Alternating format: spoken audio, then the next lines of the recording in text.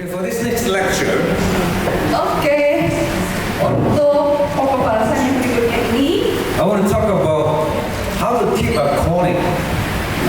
saya akan berbicara mengenai bagaimana kita bisa memelihara panggilan kita And anointing. dan urapan kita. Now, there's a time to do philosophy and theology. Ya, ada masa untuk melakukan filosofi dan teologi. And we love this kind of subject. Ya, terus saya senang subjek ini, saudara. So I like the ideas, the questions that our sister asked. Ya, jadi saya senang tadi ide dari pertanyaan ibu tadi itu ya, karena bersebut I'm a dengan student of teologi. philosophy and theology. Ya, karena saya ini pun filosofi dan teologi. But we have different priorities this morning. Tapi kita punya prioritas yang beda pagi hari ini ya. And I want to talk about how to keep our calling and anointing. Nah, kita akan berbicara bagaimana kita akan belajar mengenai bagaimana kita ini memelihara panggilan kita dan urapan kita. Then I have one last session this afternoon Dan nanti ada sesi yang terakhir di sore nanti, where I talk about, I think the theme is impartation, all right? saya rasa temanya nanti impartasi ya. And to be honest, I still don't know how to approach that subject. Saya sejujurnya nggak tahu bagaimana memproses materi yang itu nanti sore saudara. Impartation cannot be organized by human thinking.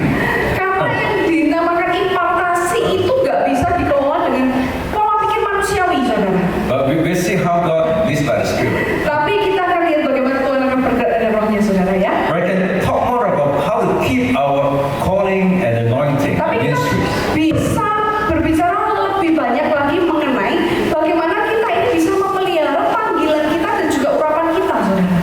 Now, we all know that the Indonesian church is a church of power and revival. We all know that. Kita semua pasti tahu bahwa gereja di Indonesia itu adalah gereja yang penuh dengan kuasa dan otoritas. Indonesian pastors and Christians understand the anointing. Saudara, pendeta-pendeta dan umat Kristen di Indonesia itu ngerti paham tentang urapan. But even a simple study of church history will reveal Tetapi bahkan ada sebuah studi dari sejarah itu akan bisa menyatakan that revival doesn't last. bahwa kebanggaan rohani itu nggak akan bisa bertahan lama. The calling and anointing of a man may not necessarily last. Panggilan atau urapan dari seseorang memang mungkin tidak perlu dibutuhkan untuk tetap ada selamanya. Many times, Tapi banyak kali, banyak waktu, I think too many. All right. saya rasa terlalu banyak waktunya, saudara terlalu A sering man itu or saudara. woman who started very well in the ministry Bahwa ada pria maupun wanita yang memulai dengan sangat baik dalam pelayanannya. and reach a point of success, Dan saat mereka mencapai ke titik kesuksesan and it's easy to decline after that. dan sangat mudah untuk menurun setelah itu, saudara. It's the same for individual as well as church movement. Jadi ini sama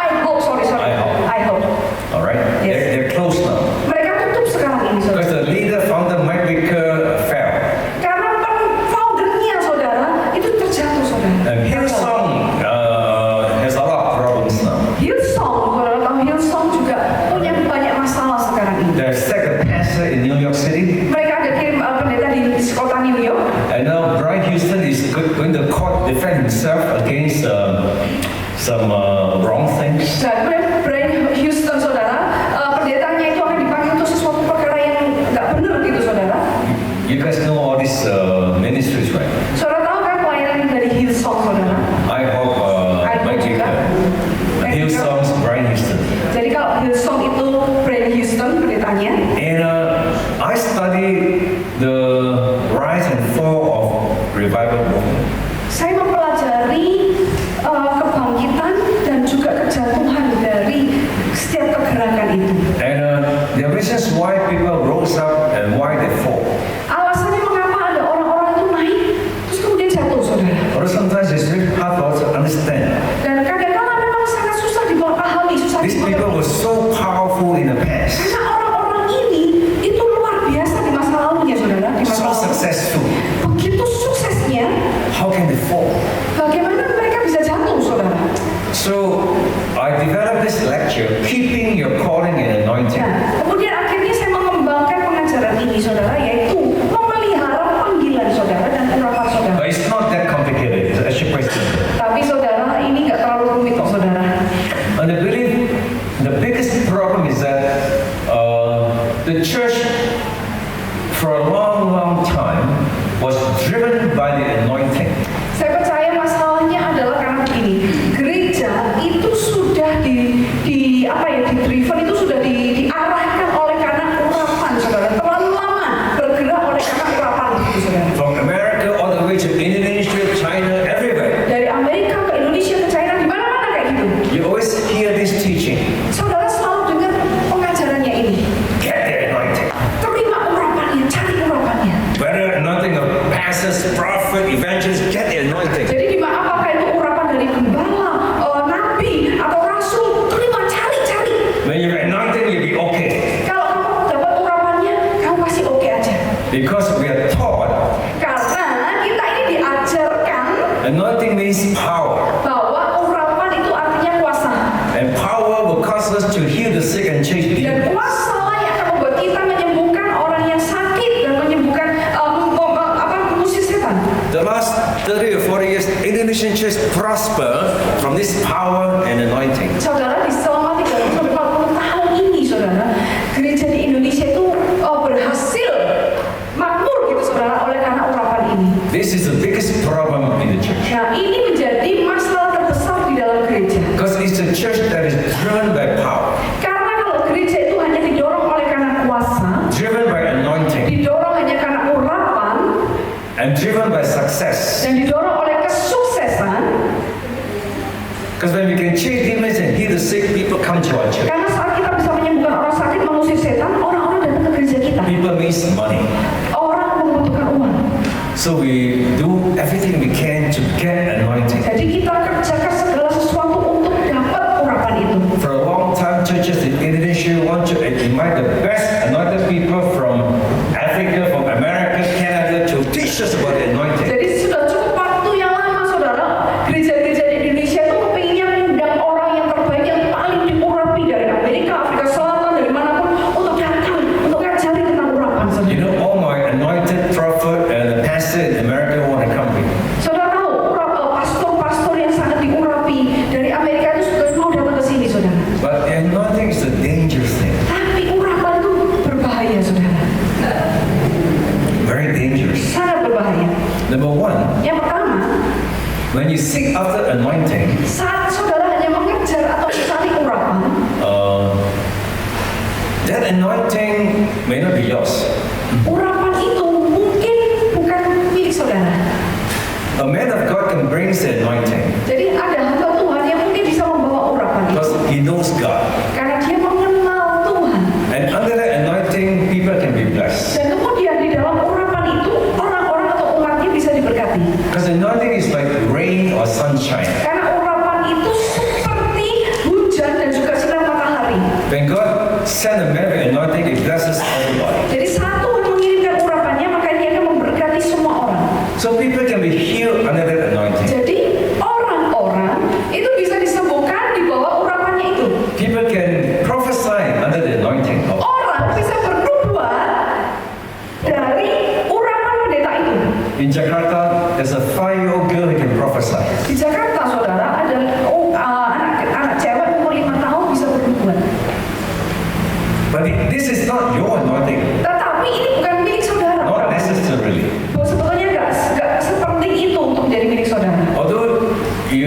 profit from the anointing. Ataupun saudara mungkin dapat keuntungan dari urapan itu. So after that powerful conference, Nah, setelah selesai dari konferensi yang powerful itu, people leave the place and go back home. orang-orang mungkin pulang, meninggalkan tempat itu, pulang kembali ke rumah mereka masing-masing. They remain unchanged. Mereka tetap nggak berubah. They go back to the old life, old problem. Mereka kembali ke hidup yang lama, masalah yang lama. Maybe they fight with their wife. Mereka tetap aja bertengkar sama istrinya. Because they're not changed. Karena mereka nggak berubah. So the anointing doesn't really change people. Jadi urapan itu sebenarnya tidak sesungguhnya mengubah orang. In fact, the anointing can mess us up Bahkan dengan urapan itu bisa malah mengacau saudara. by distracting us from the more important thing. Karena apa? Menarik kita dari hal yang paling penting, lebih penting. You see, the anointing is just a sign. Saudara, urapan itu adalah sebuah tanda. Miracles, signs, and wonders are just a sign. Mujizat, tanda keajaiban itu juga sebuah tanda aja. Once we were driving, Saat kita mengendarai mobil, I remember it was from Solo to Jogja, saya ingat sekali waktu saudara dari Solo ke Jogja, and the driver got lost. saudara. Jadi ya, sopirnya itu kayak nggak konsentrasi gitu, saudara. Turn here and there. Tiba-tiba hilang kendali, saudara. Suddenly, you see a sign. Dan tiba-tiba dia lihat sebuah tanda 25 kilometers to Jogja. di 25 km lagi ke Jogja. And he said, I found it. Terus akhirnya, waduh, tersesat itu saudara, bukan hilang kendali tapi tersesat.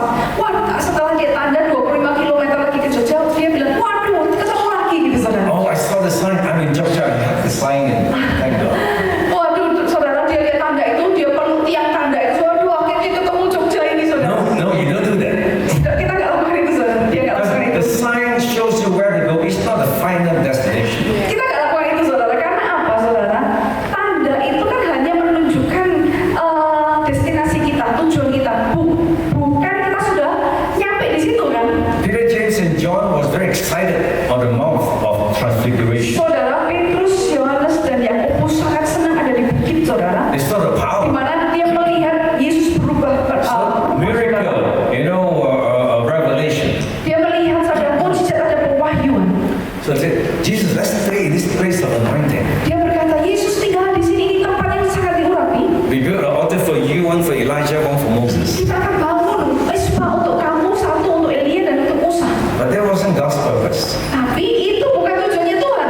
It was just a sign. Itu hanyalah sebuah tanda. And Jesus says, go down the hill. Yesus berkata, turunlah dari bukit ini. There's a job for you to do. Karena masih ada pekerjaan yang harus kamu lakukan. So people focus on the power and anointing.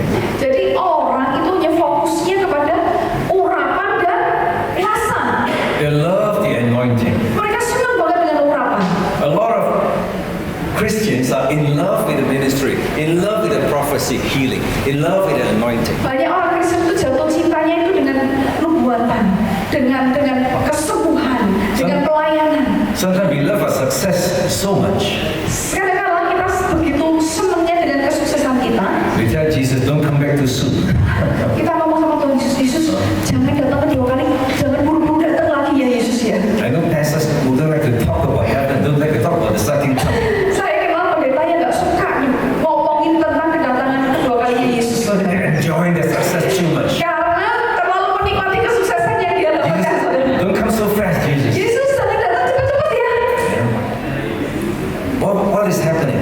Nah, apa yang sebetulnya sedang terjadi, saudara? They know the anointing, but they don't know Jesus.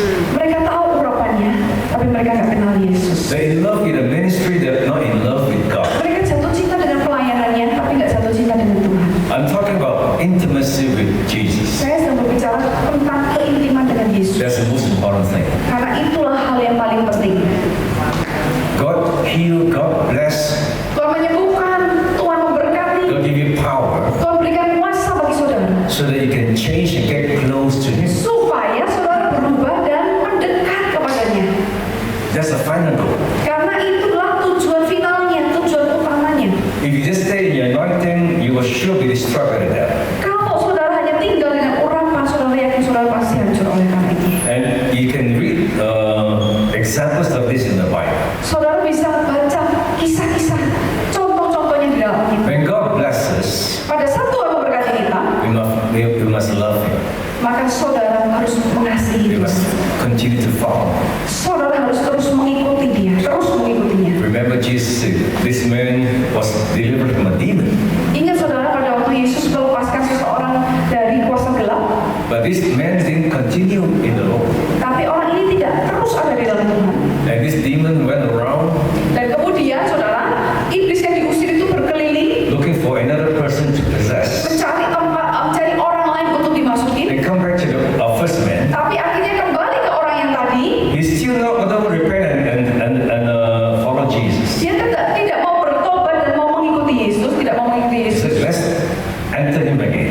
Jadi iblisnya ngomong, ayo kita masuk ke dia lagi. He brings 7 more other demons and Dan possess them. bahkan bawa ambil ajak 7 setan iblis yang lainnya. So in the end, he's worse than before. Dan akhirnya dia lebih buruk daripada sebelumnya. Have you seen people who believe Jesus, but they became worse than before? Pernah nggak saudara ketemu dengan orang-orang yang percaya Yesus tapi akhirnya hidupnya lebih buruk I see. daripada sebelumnya? They were healed, they were blessed, but they became worse in the end. Saya pernah lihat saudara, mereka diberkati, mereka disembuhkan, tapi setelah itu mereka lebih buruk daripada sebelumnya. Because they taught power, success, anointing. Karena pikirannya mereka hanyalah urapan, kuasa, dan kesuksesan saja. But they were not taught intimacy with God. Karena mereka cuma diajarin itu, nggak diajarkan untuk intim dengan Tuhan. Because intimacy, loving God is not a popular subject. Karena keintiman bersama Tuhan itu bukan tema yang populer, saudara. Because when you talk about loving God, Karena saat saudara berbicara mengenai mengasihi Tuhan, you must talk about humility. itu berhubungan dengan kerendahan hati. And people don't want to be humble. Dan orang kebanyakan nggak mau jadi They want to be rendah. successful. Yang penting kepinginnya sukses, saudara. You must talk about repentance. Dan berbicara lagi tentang apa? Pertobatan. Nowadays, people don't like to hear repentance. Zaman sekarang orang nggak senang dengar khotbah tentang pertobatan. There's some churches in Singapore are so big. Ada satu gereja di Singapura yang gede banget, They don't talk repentance. nggak ngomongin tentang pertobatan. They talk hyper grace. Tetapi ya berbicara tentang hyper grace. Never mind you sin, we still accept you. Gak apa-apa, kamu berdosa, kami tetap terima kamu. No need to repent. Gak perlu untuk tobat. Jesus already forgave. Yesus sudah mengampuni. Hyper grace. Itu hyper grace, saudara. So we don't teach people to get close to God. Jadi kita gak ngajari umat kita untuk semakin mendekat dengan Tuhan. Because those are not popular ideas. Karena pikiran ide itu bukan ide yang populer. It is success, power, dance, sing, be happy. Tapi saudara, wah kalau kita diajari lebih kuasa kesembuhan, nyanyi, menari, bahagia gitu saudara. Anointing touches the best of us and the worst of us. Nah, ada yang terbaik dari kita, juga yang terburuk dari kita. It reveals the best and the worst. Dan itu menyatakan yang terbaik dan yang terburuk. Alright? And after that, we must change. Nah, setelah itu kita harus berubah. Alright? Now, in the early church in Book of Acts, Saudara, di gereja mula-mula di Kisah Para Rasul, we all agree that the early church was the most powerful, most anointed church, right? kita sangat sepakat kan saudara bahwa gereja mula-mula itu gereja yang luar biasa, yang berkuasa, saudara. But it was not just a powerful church. Tapi waktu itu bukan hanya gereja yang berkuasa, saudara, It was a holy church. tapi gereja yang kudus. They were all focused on Jesus. Mereka fokusnya hanya kepada Yesus. They repent, they love God, they Mereka confess their bertobat, sins. mengasihi, mengakui dosa mereka, mengasihi Tuhan. And it was so powerful that it became dangerous to the devil and to sinners. Dan oleh karena begitu penuh kuasanya, jadi bahaya mengancam para pendosa ataupun setan, saudara. When you combine the power of God and the love of God, the church becomes very holy and very powerful at the same time. Kalau saudara mengkomparasikan kuasa Tuhan dan kekudusan Tuhan, maka itu jadi sangat penuh kuasa, saudara. Now, why do you say that anointing can be dangerous? Nah, kenapa kalau saya ngomong urapan itu bisa bahaya? It was very dangerous for Ananias and Sapphira. Sangat bahaya untuk Ananias dan Safira, saudara. They died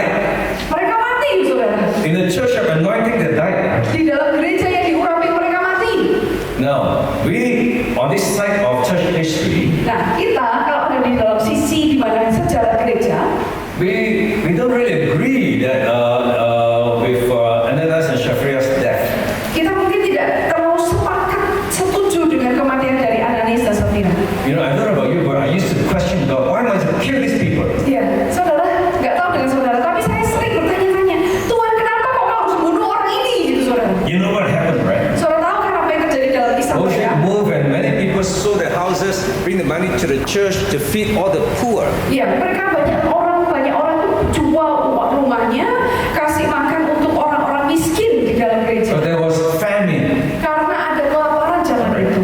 And Ananias sold his house, Nah, Ananias jual rumahnya, maybe for 1 billion rupiah, mungkin untuk harganya 1 miliar rupiah, saudara. and brought half a billion rupiah to Apostle Peter. Dan bawa 500 jutanya ke Rasul Petrus. Today every pastor will be so happy. Zaman sekarang semua pendeta masih senang banget, saudara ya.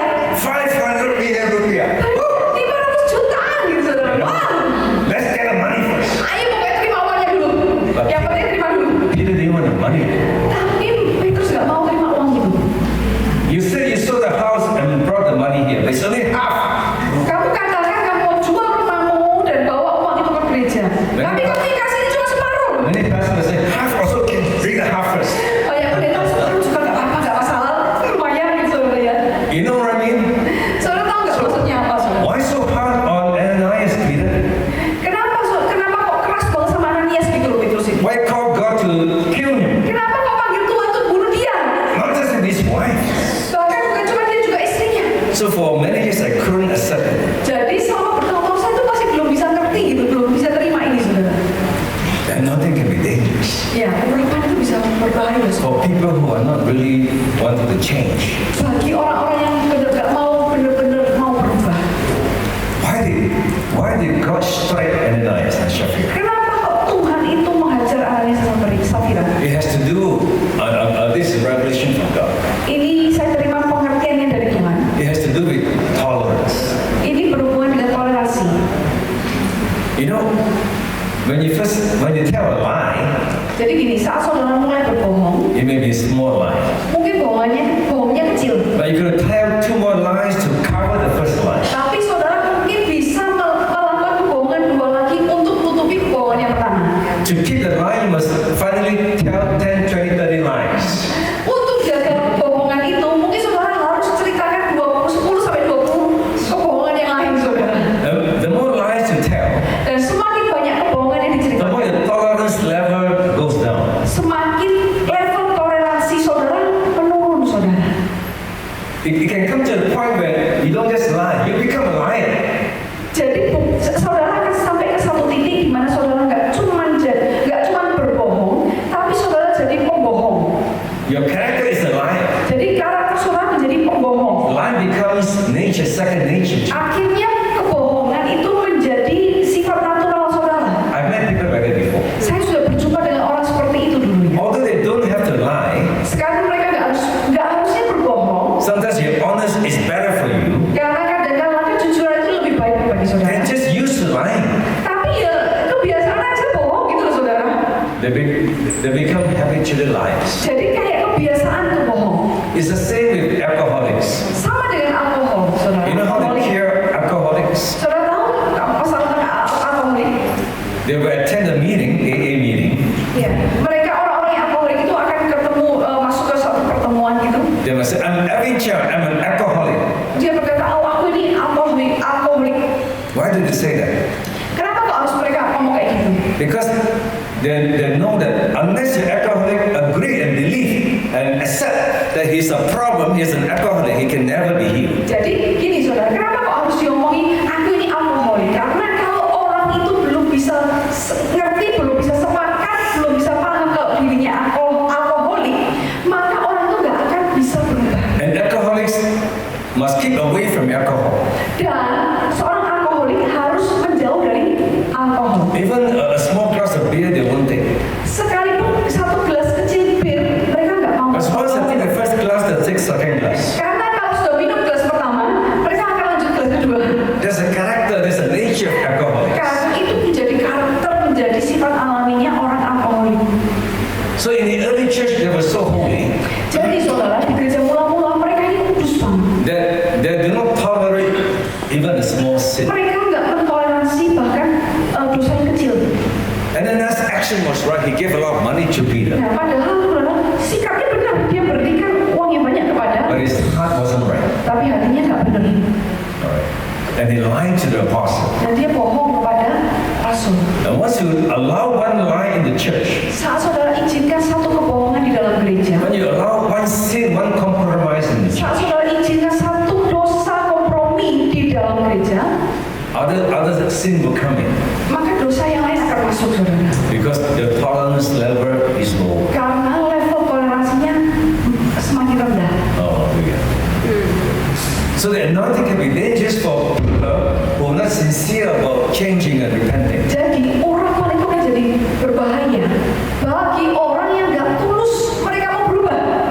To keep the anointing, Jadi untuk bisa memelihara urapan itu, we must get connected with God kita harus terkoneksi dengan Tuhan, and love Him and be intimate with Him. mengasihi Tuhan dan intim dengannya. The key word is repentance. Jadi kata kuncinya apa, saudara? Pertobatan. Bible says that Jesus comes not to bring peace, but to divide people. Ya, Yesus, firman Tuhan berkata bahwa Yesus datang tidak untuk membawa damai, tapi membawa perpecahan. So a holy church, anointed church, Jadi gereja yang kudus dan diurapi is so powerful and holy itu begitu penuh kuasa dan kudus. that people who are not sincere will be divided. Jadi sehingga orang yang nggak tulus itu akan dipisahkan, gitu, saudara. Because God wants to remove the wheat from the tare. Karena Tuhan itu ingin memisahkan, saudara, ya, gandum dan lalang. Now, this is largely forgotten in the modern church today. Jadi ini yang dibawa, yang dihadapi oleh gereja-gereja di akhir zaman sekarang ini. People talk about seeker-friendly church. Orang berbicara mengenai mencari gereja yang friendly, yang bersahabat. Joe Austin. Joel Austin, saudara. Or you can be a Buddha, you can do yoga, but can still come to church. Oh, kau bisa Buddha, bisa yoga, tapi bisa datang ke gereja kok. You can sin against God, but you can still come to church. Ya, bisa berdosa melawan Tuhan, tetap aja ke gereja. That's what these people teach, right? Ya, itu yang diajarkan oleh orang zaman sekarang. Because the focus is making people comfortable. Karena fokusnya adalah cuma membuat orang itu merasa nyaman aja. I know people, Christians in this kind of churches, Saya kenal orang-orang Kristen di gereja yang seperti ini. they have no problem sinning against God Mereka nggak punya masalah kalau berdosa melawan Tuhan. because God already forgiven sins of the past, present, and future. Karena apa, saudara? Tuhan sudah mengampuni dosa kita di masa lalu, dosa kita masa sekarang, dan dosa masa depan. So you sin, never mind, God already forgive you. Kalau berdosa nggak apa-apa loh, Tuhan sudah ampuni kok, gitu, saudara. So the seeker-friendly church is wrong teaching. Jadi kalau dicari gereja yang friendly, yang bersahabat, itu pengajaran yang salah, saudara. The church must be focused on Jesus. Karena gereja harus berfokus kepada It Yesus. must be a God-seeking church, God-oriented church. Jadi gereja kita harus jadi gereja yang berorientasi kepada Tuhan atau gereja yang mencari We Tuhan. must teach people to love God, hear from God, and do what God says. Kita harus mengajarkan kepada Tuhan bagaimana kita bisa mengasihi Tuhan, mendengar dan melakukan apa yang Tuhan katakan dalam hidup kita. Then good things will happen. Dan maka hal yang baik akan terjadi. Because God doesn't divide, God doesn't hurt people. Dan Tuhan tidak memisahkan atau menyakiti orang, At least people who are changing. kecuali orang itu berubah. And people who refuse to change, Dan orang-orang itu kalau yang menolak untuk berubah, better for you to let them go. jadi izinkan, lebih baik, saudara, izinkan mereka pergi aja. Don't lower your standard and accept that. Jangan turunkan standar saudara dan menerima. Because the devil will use them to destroy the church. Karena iblis akan pakai mereka untuk menghancurkannya, gereja saudara. So anointing can be dangerous. Jadi urapan itu bisa sangat bahaya. All our sufferings and problems in life Atas hidup, masalah, penderitaan dalam hidup kita. Because my point is that it's not the anointing, not the success. We must look for intimacy with God, Karena dependence. Right? poin saya bukan kepada kesuksesannya, kepada urapannya, saudara, tapi kepada bagaimana kita bisa mengasihi Tuhan, bisa intim dengan Tuhan. All our problems in life, Semua masalah dalam hidup kita, all our suffering, semua penderitaan kita, it's actually very simple. sebetulnya sangat sederhana. It can be summarized in 3 concepts. Bisa disimpulkan hanya dalam 3 konsep, We saudara. only have 3 problems. All the others are not important. Saudara, kita hanya punya 3 masalah utama yang hanya nggak penting, saudara. We have the lust of the flesh, Kita punyanya masalah itu apa, saudara? Keinginan we daging, have the lust of the eyes, keinginan mata, and we have a problem with the pride dan of life. keangkuhan hidup. sin, by the way. Ya, itu yang terjadi dalam dosa pertama. Adam and Eve committed his first sin. Saudara, Adam dan Hawa melakukan dosa mereka yang pertama. In sinning, Eve went through 3 processes. Dalam Hawa itu melalui 3 proses ini. She saw the fruit, Dia melihat buahnya. lust of the eyes. Apa saudara? Keinginan mata. Then she learned the fruit is good for eating. Kemudian dia belajar, wah, ini buah ini bagus untuk dimakan. Lust of the flesh. Keinginan daging. Then the fruit will make you wise. Dan buah itu akan bikin kamu lebih bijaksana lagi. You'll be like God. Kamu akan jadi seperti Tuhan. The pride of life. Itu keangkuhan hidup. So this three area existed in the Garden of Eden. Jadi 3 area ini sudah ada di Taman Eden, saudara. In modern words, it is sex, money, and power. Tapi di dunia modern itu menjadi seks, uang, dan kekuasaan. This is the cause of all our suffering, all our problems in life. Ini 3 hal inilah yang menyebabkan semua masalah dan penderitaan dalam hidup kita, saudara. The lust of the eyes. Keinginan mata. What we see, we want. Apa yang kita lihat kita inginkan. I like how Billy Graham puts it. Saya senang dengan apa yang dikatakan oleh Billy Graham. You see something, you want it. Kamu melihat sesuatu dan kamu menginginkannya. But then you cannot stop your eyes from seeing. Kemudian kamu tidak bisa menghentikan matamu untuk melihat terus. So Billy Graham says, Jadi Billy Graham berkata ini. you cannot stop the bird from flying over your head. Kamu nggak bisa menghentikan burung itu terbang di atas kepalamu. But you can stop him from building a nest on your head. Tetapi kamu bisa menghentikan burung itu untuk membangun sarang di kepalamu. In other words, you cannot stop seeing the first time. Artinya bahwa kamu memang tidak bisa menghentikan kau melihat pertama kali. But don't see the second time. Tapi jangan lihat yang kedua kalinya. Second look is sin already. Karena lihat kedua itu sudah dosa. So pay attention to what your eyes see. Jadi perhatikan apa yang dilihat oleh matamu. Don't put yourself in a situation where you can be tempted. Ya, taruh dalam hidup saudara di dalam situasi saudara nggak bisa digoda. Be careful what you see on the internet. Perhatikan hati-hati dengan apa yang kau lihat di internet. I think the smartphone and computer is a blessing, but it can also be a big curse. Saya rasa smartphone, komputer itu bisa menjadi berkat besar, tapi juga bisa menjadi kutukan untuk kita. I know Christian men, Saya kenal orang-orang Kristen, pria-pria Kristen. all kinds of social media. Segala sosial media yang dia lihat. In China, there's 1.2 billion social media. People who use WhatsApp, WeChat. Di China ada 1,2 miliar orang yang pakai sosial media. So Christian men and all the nice girls in their WeChat. Nah, jadi orang Kristen lihat waktu cewek cantik di WeChat, gitu, saudara. Kalau di China WeChat. And every night they talk to these girls more than their wife. Dan setiap malam, saudara, pria-pria ini lebih banyak ngobrol dengan cewek-cewek di WeChat daripada ngobrol sama istrinya, saudara. I even know pastors who do this. I even know pastors who do this. Oh, aku kan tahu apa yang dilakukan oleh mereka di sana, saudara. I know them. Saya tahu, saudara. They don't talk to the wife. Mereka nggak ngomong sama istri lagi. They're busy talking to girls on the WeChat. Mereka sibuknya ngomong sama cewek-cewek di WeChat. Kalau di sini kan WhatsApp, di sana itu WeChat, saudara. Sin is knocking at the door. Nah, dosa itu sudah mengetuk depan pintu, saudara. So be careful what your eyes see. Jadi hati-hati dengan apa yang dilihat oleh mata. Alright. Set boundaries in your life. Saudara harus bikin sebuah pembatas dalam hidup saudara. Never counsel a woman alone. Jangan pernah yang pria konselingi cewek sendirian. Don't be too nice to women who are not your wife. Jangan jadi bapak-bapak, jangan terlalu baik sama wanita yang bukan istri saudara. Don't tell your wife, oh, I'm counseling her. Jangan cuma ngomong, wah, kan aku lagi konseling ini, No, lagi konseling ini, saudara. I stopped counseling women. Saudara tahu saya sudah berhenti mengkonselingi wanita. Not because I don't care for them. Bukan karena saya nggak peduli sama dia, mereka. When the woman want to add my WeChat, no, you add my wife WeChat. Kalau dia boleh WeChat sama saya, oh enggak, kamu chat sama istri saya. Because you must have boundaries. Karena saudara harus bikin sebuah batasan.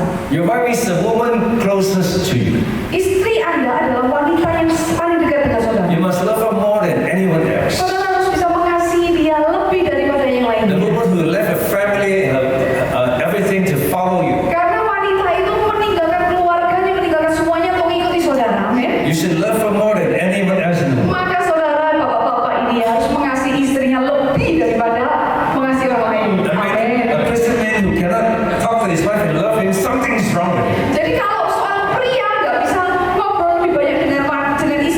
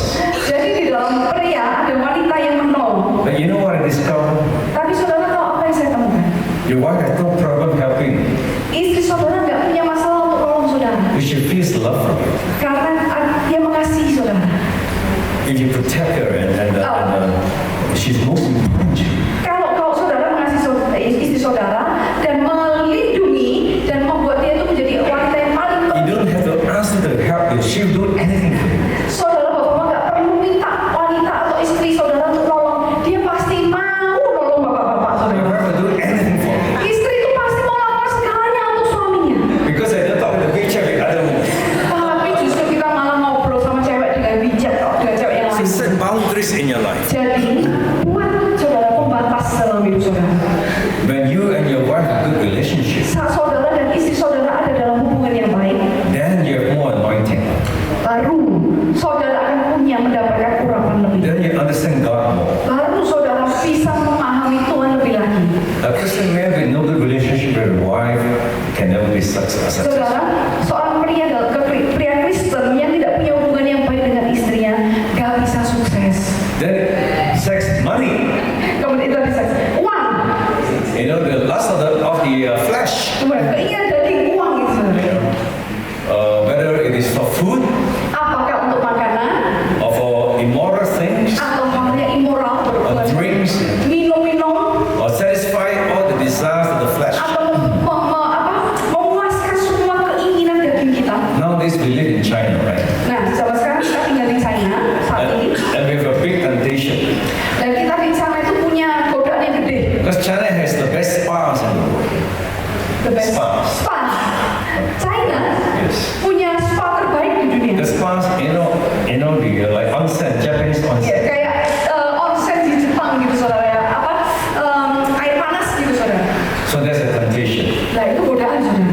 And because we spend all the time in the spa, it's so nice. Karena kita kepinginnya menghabiskan waktu lebih banyak di spa. Soalnya enak banget gitu saudara. So we must control our mouth, Kita harus kendalikan mulut kita. what we eat.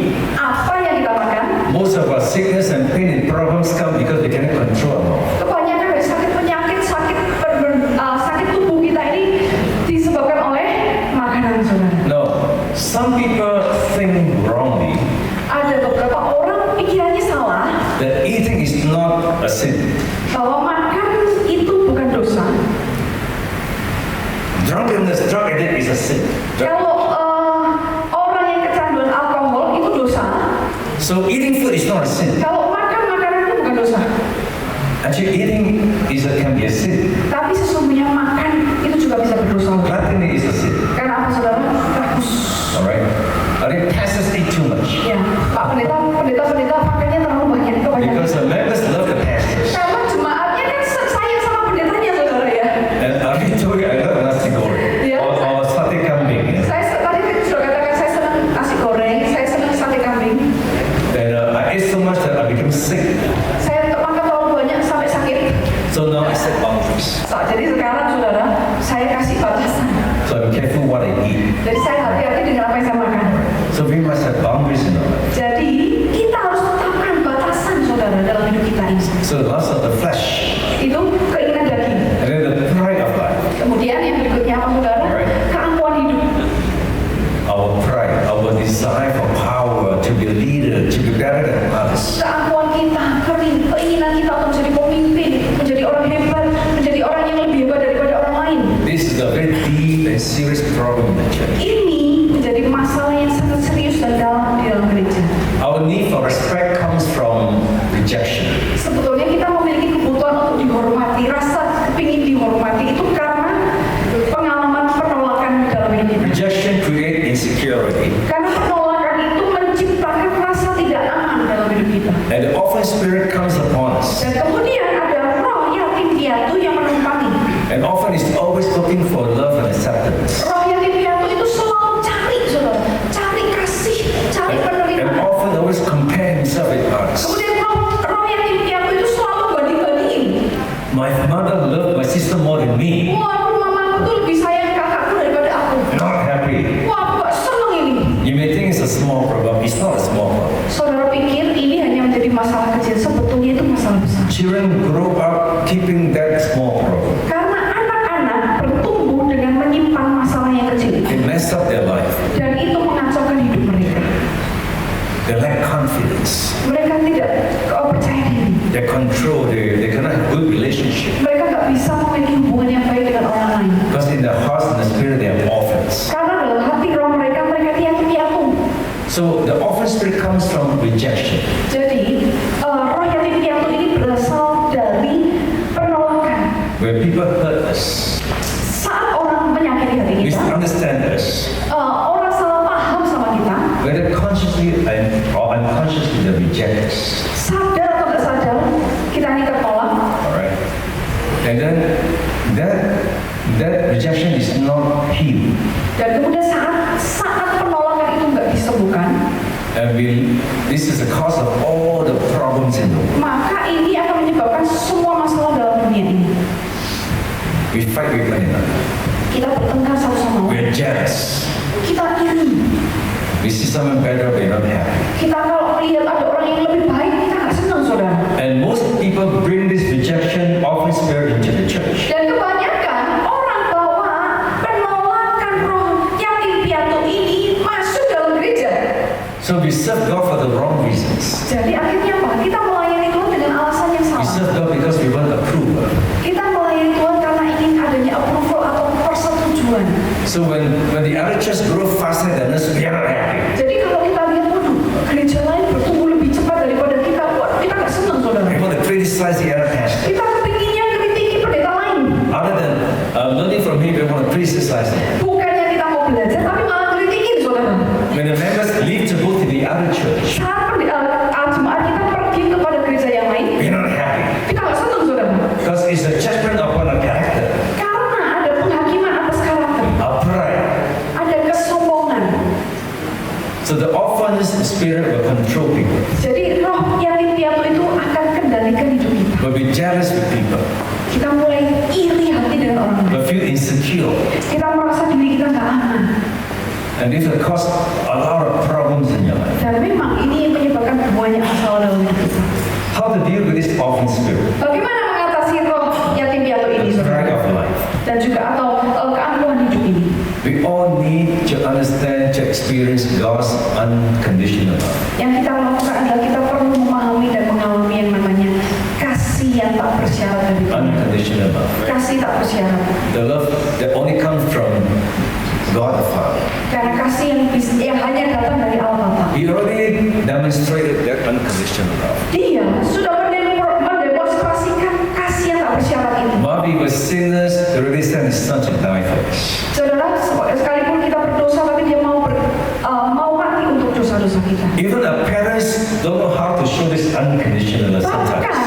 kadang-kala orang tua kita nggak bisa tunjukkan kasih yang nggak bersyarat ini, saudara, pada kita. They tell our children, you better obey me, otherwise I won't support your university. Dikatakan, oh kamu harus taat sama aku. Kalau enggak, kamu nggak tak support untuk kuliahmu. You better obey me, or else I'll beat you. Kamu harusnya taat, kalau enggak tak pukul.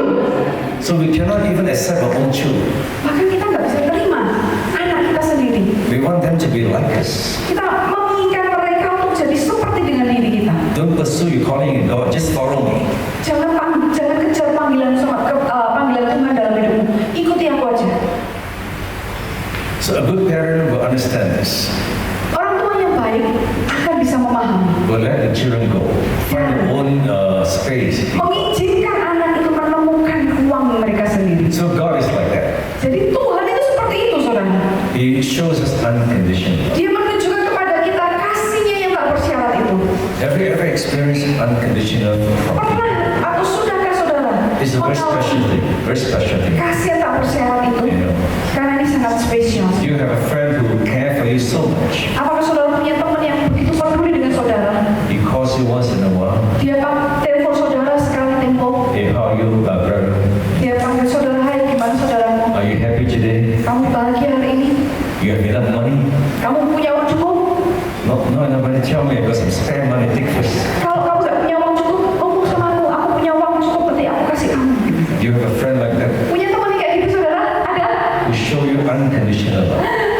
Yang tunjukkan kepada saudara kasih yang gak I bersyarat. think if I have one friend like that in the world, Saya rasa kalau saya punya satu teman seperti itu di I'll dunia, be totally, I'll be happy man. maka saya secara total menjadi orang yang sangat berbahagia. Love is a very powerful thing. Karena kasih itu adalah hal yang luar biasa. But if you haven't met someone like that, don't worry. Jesus still love you. Tapi kalau saudara belum pernah punya teman kayak gitu, nggak masalah. Karena Yesus ada di So to keep our anointing, Jadi saudara, untuk bisa memelihara urat, keep our ministry, keep our life. bisa menjaga hidup kita, panggilan kita, Make sure that we get to heaven one day. jadi memastikan kita bisa datang masuk ke surga suatu hari nanti. We need to go back to the beginning of our problem. Kita perlu kembali kepada awal dari masalahnya. Go back to the foot of the cross. Kembali kepada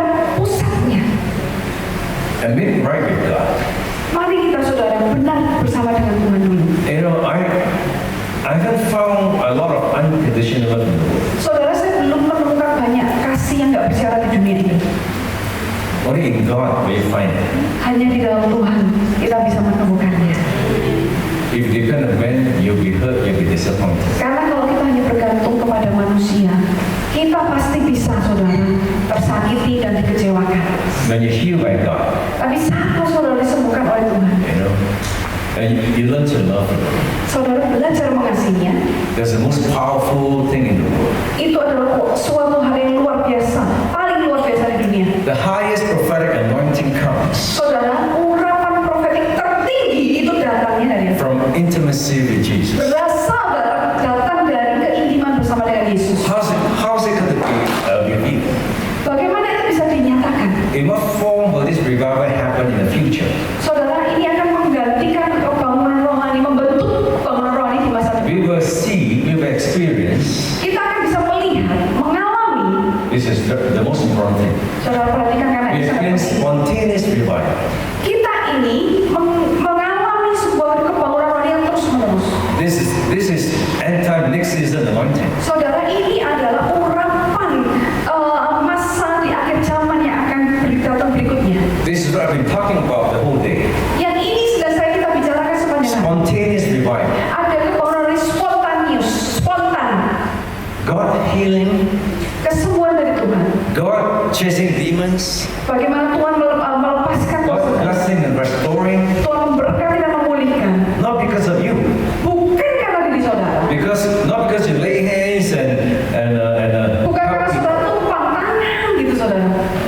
but because God shows up immediately, Tapi karena direct, Tuhan itu muncul secara langsung. spontaneous revival. Jadi ini yang disebut namanya revival spontanitas. Recently, it happened in USA, Baru-baru ini terjadi di Amerika, saudara. in Asbury. Di Asbury, saudara. Have you heard about Asbury? Berapa banyak yang pernah dengar kota Asbury? It was a Christian university Jadi di situ ada universitas Kristen full of broken young people. penuh dengan anak muda yang remuk hati. They were angry with the parents. Mereka marah dengan orang tua mereka. They were depressed. Mereka They were taking depresi. drugs. Mereka justru terlibat dalam narkoba. They were rebellious. Mereka berontak. So Christian parents sent them to the Christian boarding school. Jadi akhirnya orang tua Kristen itu ngirim mereka ini masuk ke asrama, saudara. And one night, Holy Spirit showed up. Nah, satu malam Roh Kudus itu melawan. There was no speaker, Waktu itu nggak ada pembicara, saudara. no pastor, no prophet. Nggak ada pendeta, apalagi nabi, saudara. God just showed up and revived them. Tuhan sendiri yang muncul dan membangkitkan mereka. When they were filled, their anger was gone. Pada saat mereka merasakan kemarahan mereka kok hilang. Because they experienced God's unconditional love. Karena apa? Mereka mengalami yang namanya kasih tak bersyarat dari In Tuhan. this end time before Jesus coming back, Dan ini masa akhir zaman sebelum Yesus datang kembali. the church must be holy. Gereja harus kudus. The church must trust God, not man. Gereja harus bisa mempercayai Tuhan, bukan manusia. We must experience this spontaneous revival. Kita sendiri pribadi harus bisa mengalami sebuah kebangunan rohani spontan.